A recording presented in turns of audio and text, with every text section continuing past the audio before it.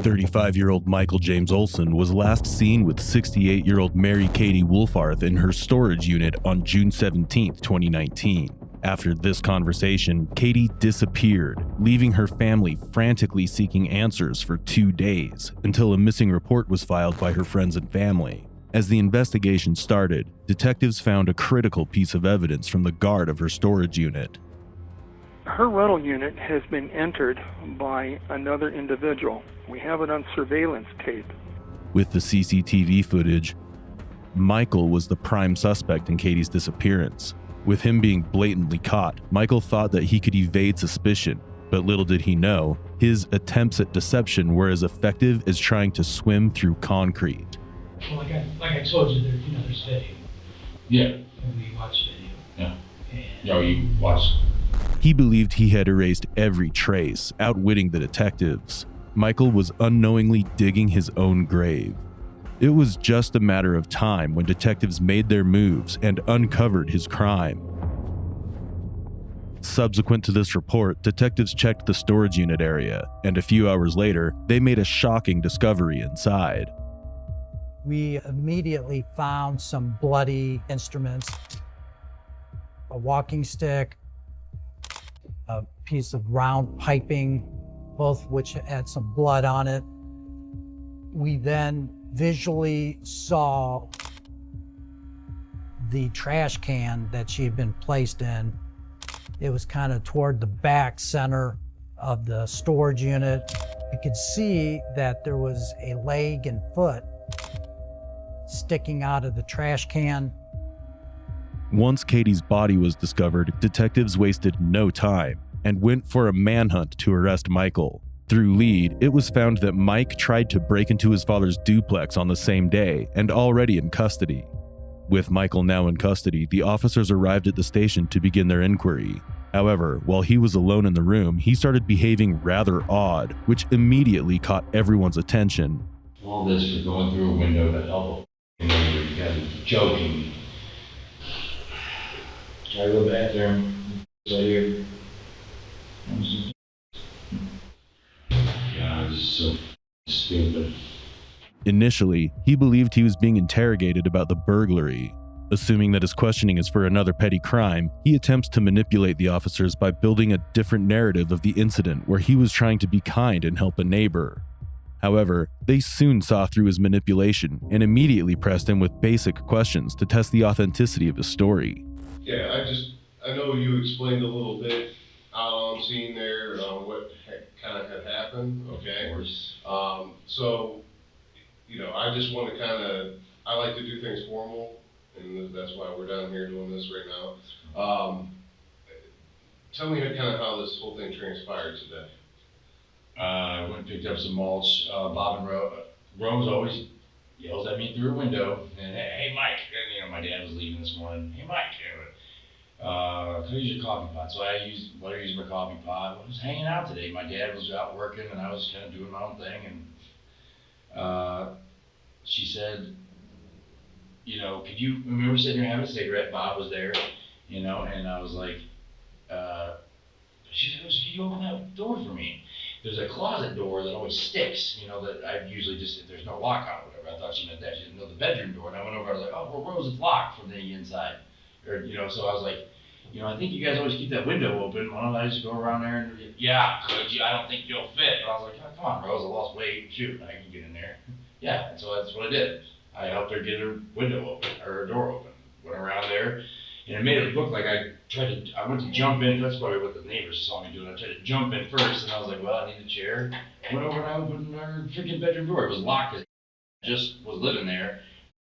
The landlord, he was like, I guess he tried to get him to get out of there. Sorry, I'm acting like I'm all nervous and talking, but I was just helping them out, getting their freaking bedroom door open so they could start getting all the out of there. They asked me to help them get all the out of the basement and out of the bedroom.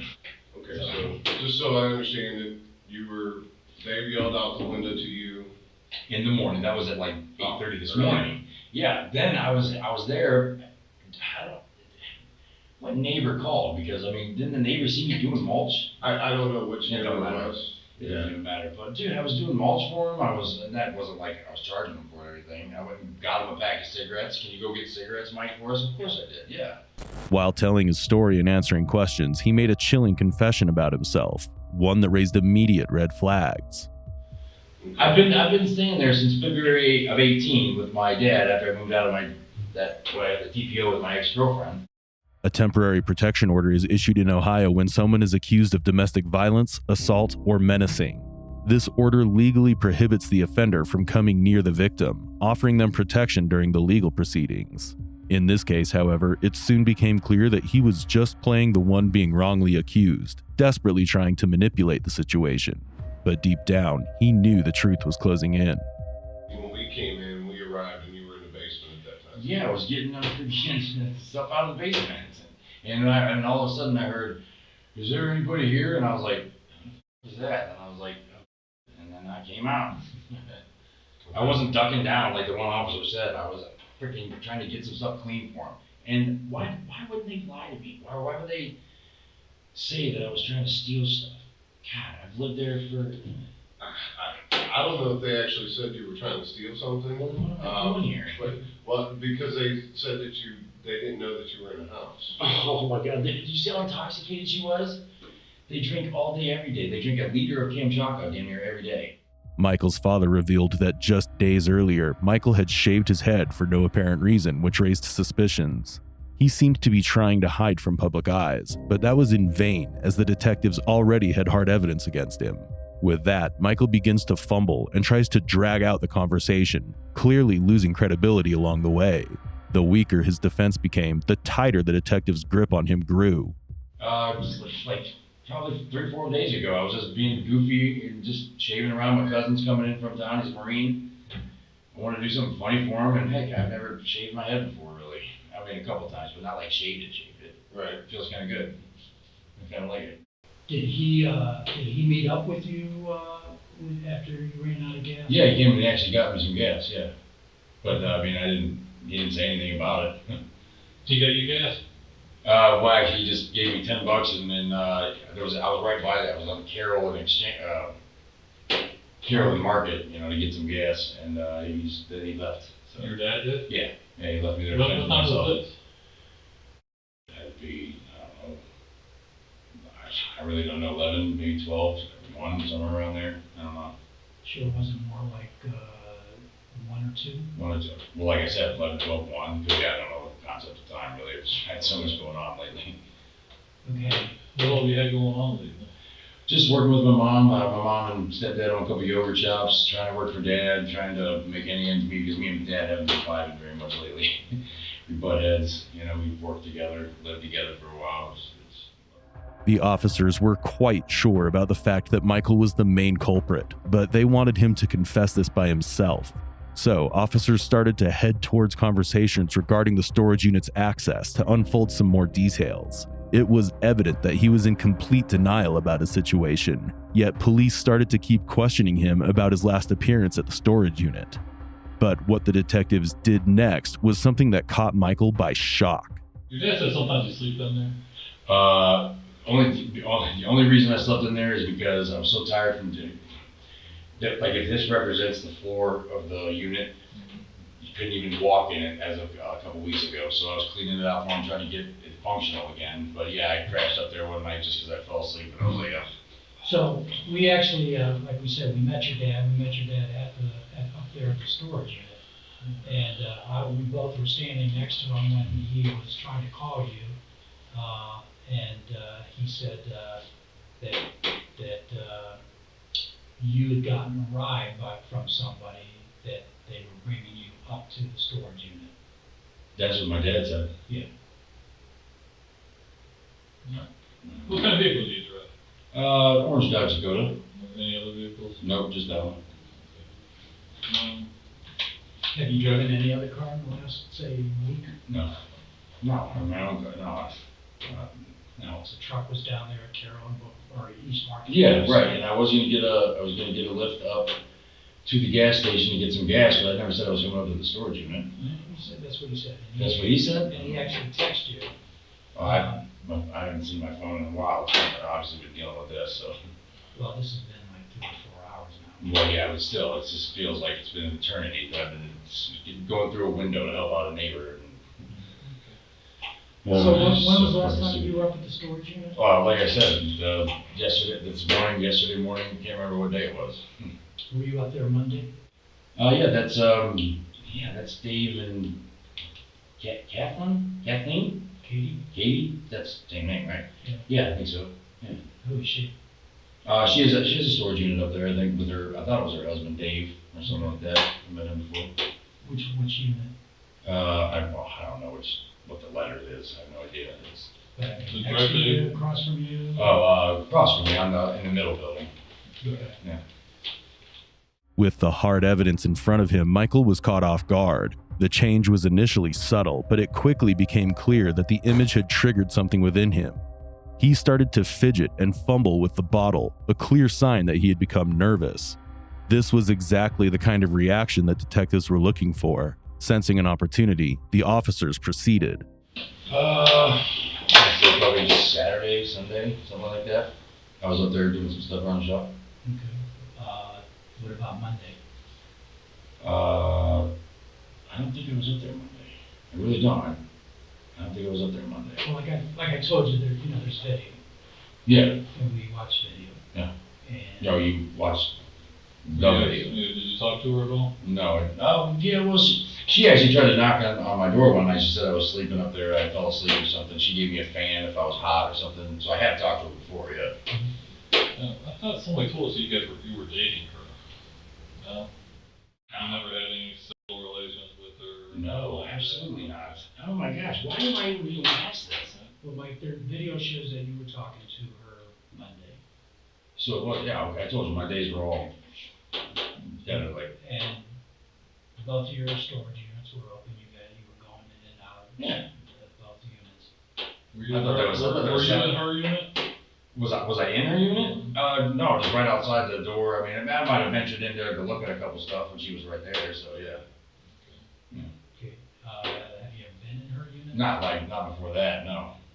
Okay, but Monday, you did not go in the unit? Oh. Or just, Tony, I mean, I really don't know. I was standing there, I was talking to her, she cleaned out my,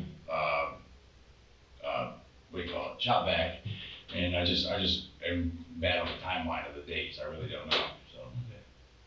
But I never was actually like, I mean, maybe right beside the door, but all the way in the back, no, I've never been there. You can't even, there's a freaking wall of stuff you can't get through there.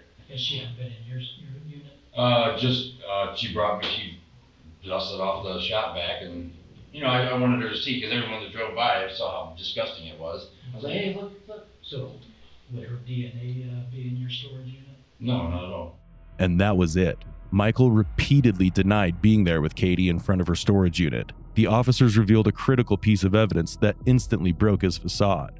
Again, there's video, and this was Monday. It shows you moving her van. No. Yeah. No, I wasn't doing it, man. Yeah, I mean, video doesn't lie. Can you explain that? No, I can't. With everything stacking up against him, his panic becomes impossible to hide. His composure began to crumble, and the weight of the situation was finally sinking in. You know why we found any blood in her unit? Pardon me? Why we found blood in her unit? You found blood in her unit? Yeah. Do you have any cuts from when you were? I've got cuts all the time from working in construction, man. All the time.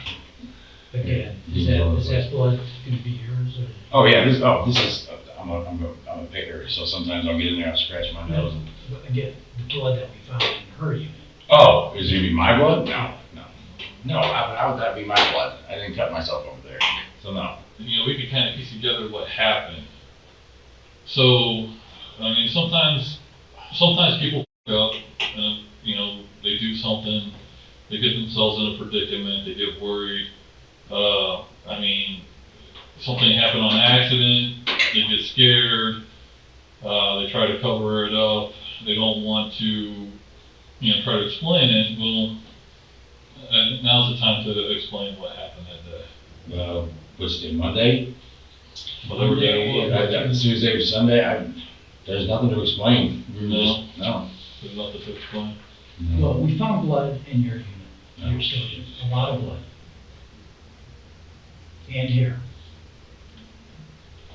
Do you want to explain that? I mean, I cut myself on some glass and What about here? Was like, how long have you been keeping your hair like that? literally like 2 or 3 days. Okay. Literally like 2 or 3 days. Well, you said, I think you said it was about 3 or 4 days ago, earlier. Well, 3 or 4 days, 2 or 3 days. Like I said, I don't know how my timeline is, man. It sucks. We found lots of blood in your storage unit. Lots of blood. We found sticks, instruments with a lot of blood. No way. During Michael's interrogation, police had already found Katie's dead body, which was found at the storage unit.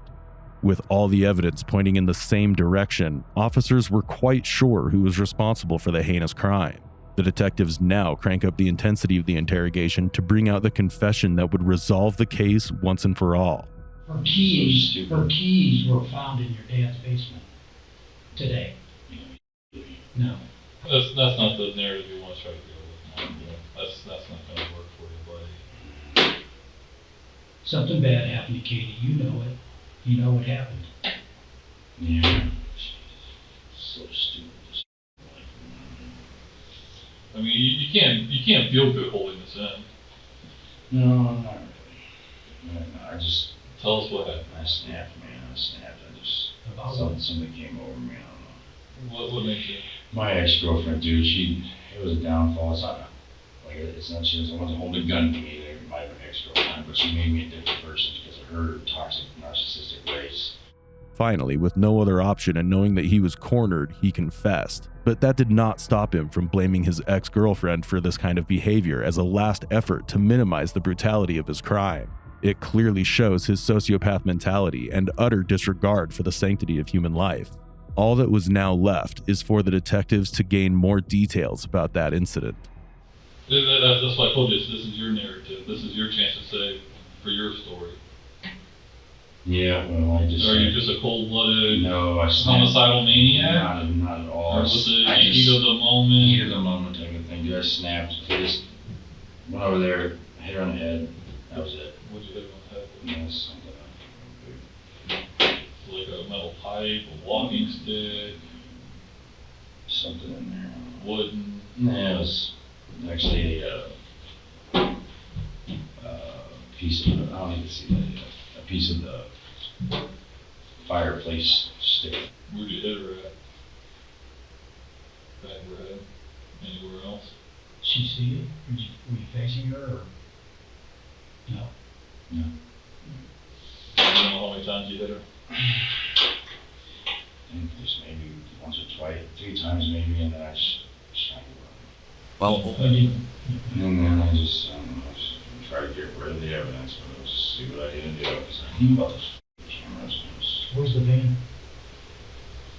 no idea. I parked it in the hood somewhere.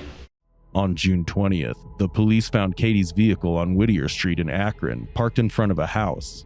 Michael thought the officers hadn't made the connection, but now he had no choice but to face the consequences and regret his actions. I've been so emotionally and verbally abused. You have no idea. I got a mother that, staying with, I'm 35 years old. You have no idea what I can say. And can you explain why her clothes got ripped? I wasn't gonna cut her up or anything. I was just gonna try to get rid of it somehow.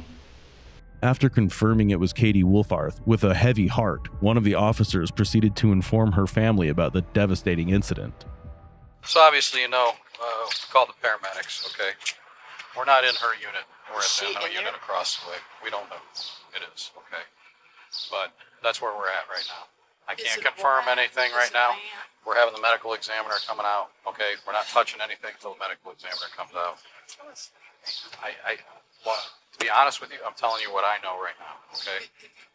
There's a body in there. And it's covered with some items, so we can't really examine that till the medical examiner who gets here and does a workup on the scene. Okay, so that's what we're waiting for. Okay, so just be a little patient. When we know, we'll let you guys know. Okay, I promise you. I mean, we don't mean to have you sitting here waiting, but unfortunately, we have to Follow protocol. follow protocol. We have to get as much evidence as we can at this point. Okay. And, obviously, Is it a female? that I don't even know. I can't even tell you that right now. Because Maybe like I it's said, so old they can't tell.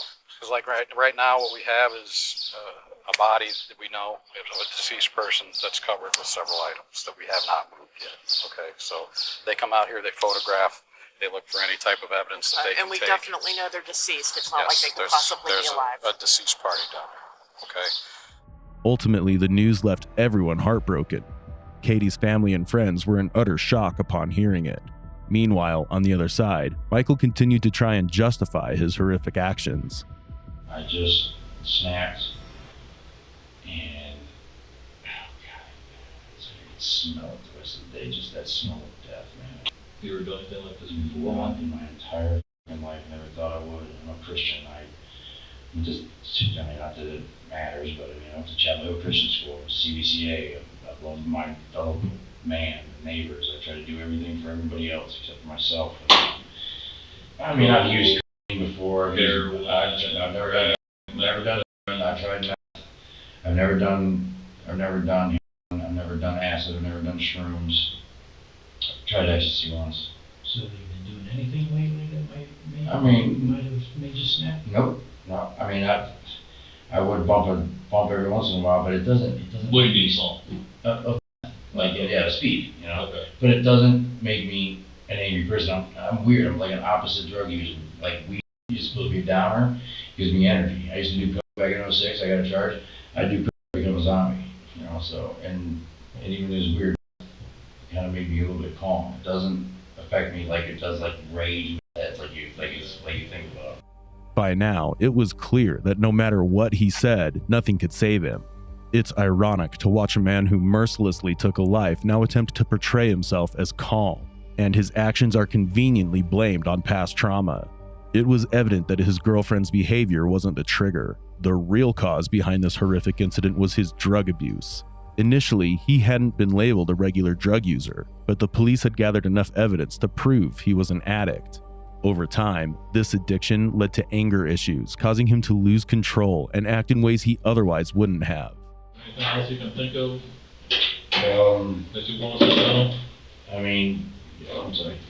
Do you have any other questions? I mean, you can ask me, but not that I can think of. I think we're pretty much. You got your confession. I got a confession, didn't you?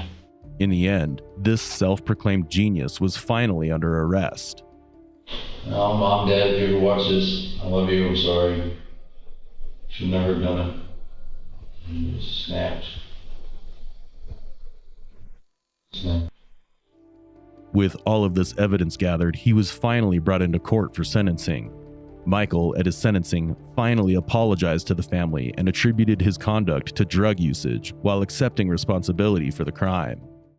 Just hope that one day you will see that I'm not the devil, and I'm going to do everything in my life to help wherever I lie. God will use me in some way. I'm so terribly sorry for everything he's done. Katie's friends and family also submitted their impact statements, expressing tremendous grief and outrage at Michael Olson's acts, with some believing the death penalty would have been more appropriate. On August 27, 2019, Michael pled guilty to a range of serious charges, including aggravated murder, rape, grand theft of a motor vehicle, gross mistreatment of a corpse, and trespassing. In exchange for his plea, he avoided the death penalty and was sentenced to life imprisonment without the possibility of parole, along with additional terms for his prior offenses. Did the justice system truly serve justice, or did it merely follow protocol? Would Michael have slipped through the cracks if the CCTV footage hadn't surfaced? Share your valuable thoughts on this case in the comments section. If you want us to cover any case you like, then do be sure to let us know, and don't forget to like, share, and subscribe to our channel.